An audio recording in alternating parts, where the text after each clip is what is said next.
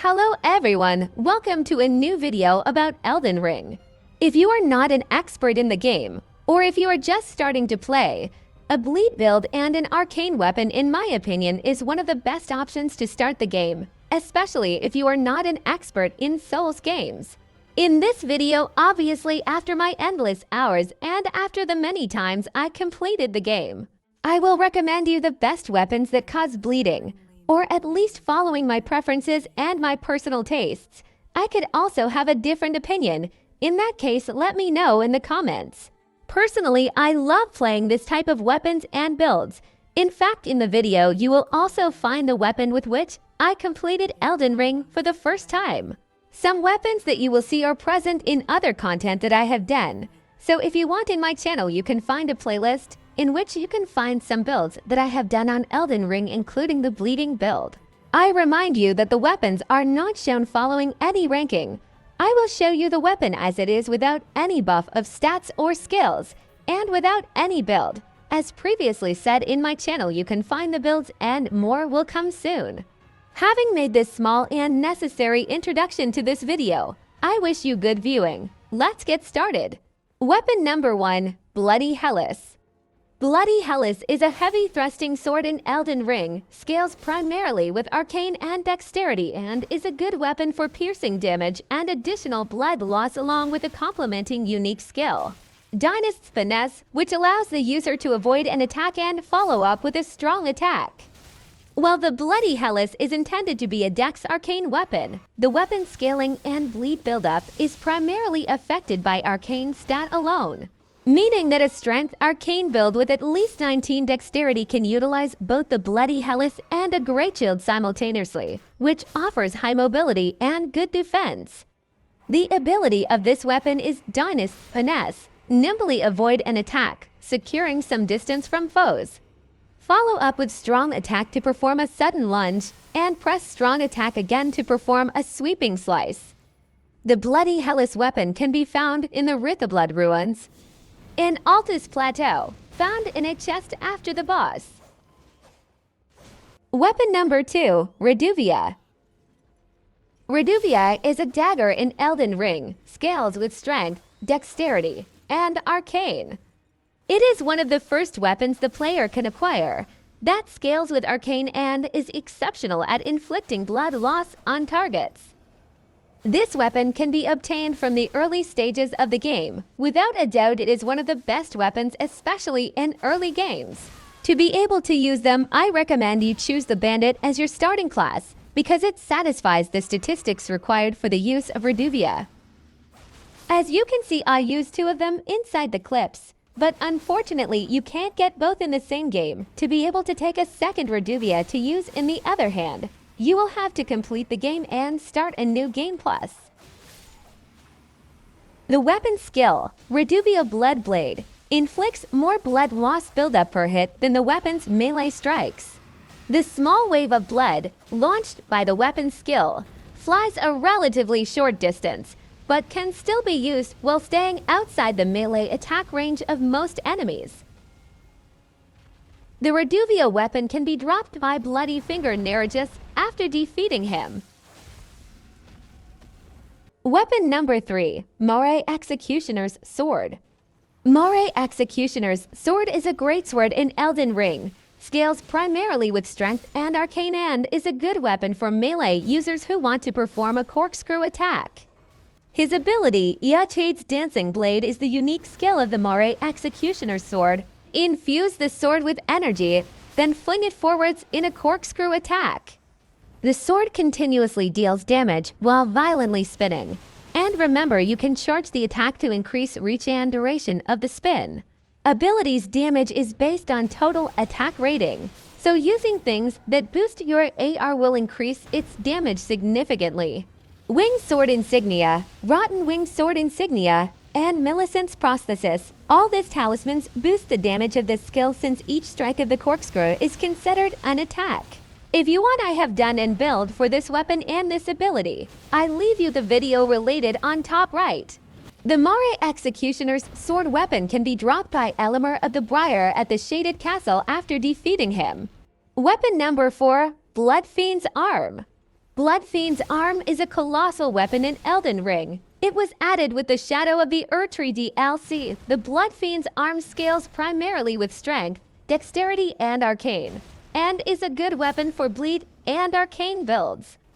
This is a slow but hard-hitting weapon that sprays blood when using the heavy attacks.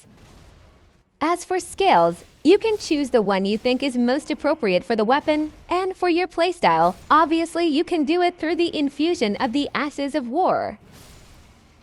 This weapon has extremely high blood loss buildup with blood infusion, and heavy attacks create a blood splash area attack, which deals fire damage and adds further bleed buildup. The heavy attack also allows you to stun enemies, as you can see. The Blood Fiend's Arm weapon is guaranteed one-time drop from a Blood Fiend group that are found in Prospect Town located at the Graveside Plain. I remind you that to get it you need the DLC. Weapon number 5, Bandits Curved Sword. Bandits Curved Sword is a curved sword in Elden Ring and scales primarily with strength and dexterity. This weapon is very good for high dexterity characters who can excel at slashing attacks while spinning. This weapon is definitely one of the best bleeding weapons. It can be played double in both hands, and you can also infuse the Ashes of War you like on it. As you can see from the clips, I personally decided to put Seppuku as Ash of War. For me, this is the best combo for this weapon. I'll explain to you how it works. The Ash of War Seppuku boosts your attack power and enhances your ability to inflict blood loss. The buff lasts 60 seconds from the time blood loss appears on screen. But there is another reason why I chose Seppuku, and that is the blood loss from this skill can activate the damage increase buff from Lord of Blood's Exaltation and the White Mask, and adds 30 flat physical attack power and 30 base bleed buildup that scales with Arcane. Bandits Curved Sword can be dropped by the skeletal bandits in Limgrave and Altus Plateau. One of these skeletal bandits can be farmed easily just next to the Church of Pilgrimage Site of Grace, or dropped by a skeletal bandit just next to the Hermit Merchant Shack Site of Grace. Here we are almost at the end of this video. The next 3 weapons will be the last ones. As already explained at the beginning, I did not follow any ranking or order, except for these last 3. Simply for these last 3, I start from the one I like the least, to then finish with the last one of the video, which is in fact my favorite. I used it for practically most of the hours spent on the game, and it is also a thank you for allowing me to easily defeat so many bosses. Weapon number 6, Eleanor's Poleblade. Eleanor's Poleblade is a twin blade in Elden Ring, and scales primarily with dexterity and arcane, and secondarily with strength. The weapon causes blood loss buildup and has physical and fire damage. This weapon has a unique heavy attack. It is a diagonal spinning attack that hits several times in rapid succession. Charging the attack causes your character to spin more times. His skill is Bloodblade Dance, is a unique skill that can be used only on this weapon. It allows the player to perform a flurry of tornado-like attacks while leaping into the air. Following up with another attack will perform an attack that ends in an evasive maneuver, perfect for getting the last hit before the enemy strikes again. Eleanor's Poleblade can be obtained by defeating Eleonora, Violet Bloody Finger, at the Second Church of Marika, and I remind you do not have to complete Bloody Finger Hunter Yura's quest line to obtain this weapon. Weapon number 7, Mohgwyn's Sacred Spear. Mohgwyn's Sacred Spear is a great spear in Elden Ring and scales primarily with strength, dexterity, and arcane. This weapon deals fire damage. It is the longest weapon in its class, and the damage scaling favors arcane over strength despite them both having a C rating at +10. This is because both physical and fire damage both scale with arcane.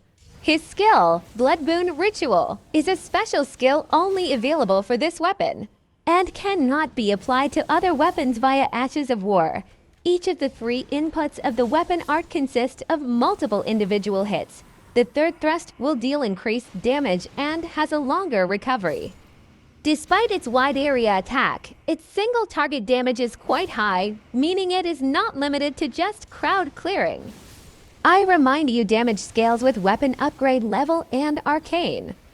The buff adds a flat 30 Arcane of fire damage, regardless of weapon or stat level, and lasts for 20 seconds, which includes the cast time of the ability. Effective use time is closer to 17 seconds.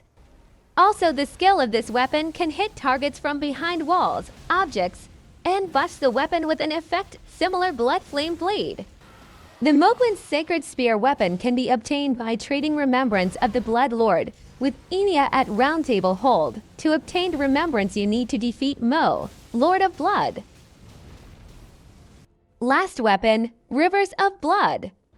Rivers of Blood is a katana in Elden Ring and scales primarily with strength, dexterity, and arcane. This is a good weapon for mid-range combat, and it is capable of inflicting both slash and pierce attacks. Despite the descaling in Arcane, the damage gain is comparable to Dex but splits more into fire. In addition, more Arcane increases bleed build-up. In summary, this weapon is reasonably viable on a pure Dex or pure Arcane build. As I said before, this is my favorite weapon and I have used it for a lot of hours.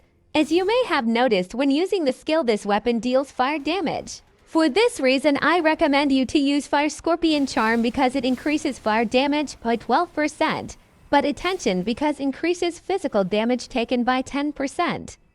His skill, Corpse Piler, is a special skill that is only available for this weapon and cannot be applied to other weapons via Ashes of War.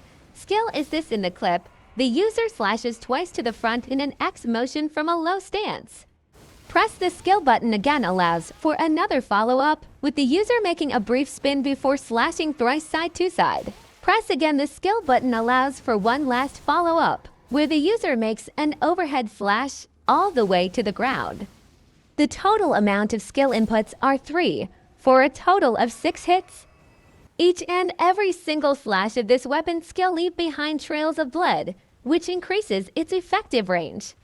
The fire damage is significantly higher than the physical portion of the damage, and fire damage and bleed buildup scale with Arcane stat. This ability has the same animation as Double Slash, but longer range and adds more bleed buildup than is listed on the weapon on the inventory. For this reason, I recommend you play this weapon in combo with this talismans: Fire Scorpion Charm, Shard of Alexander, Lord of Blood's Exaltation, and Rotten Wing Sword Insignia, or if you prefer Millicent's Prosthesis. In addition, you could use White Mask as a helmet. I don't wear it simply for aesthetic reasons, and because I'm at the max level and my character's stats are all at max. You can also use Flame Shrouding Cracked Hair in the Flask of Wondrous Physic. You can get Rivers of Blood after defeating Bloody Finger Okina. He invades you near the Church of Repose, found in the eastern region of Mountaintops of the Giants.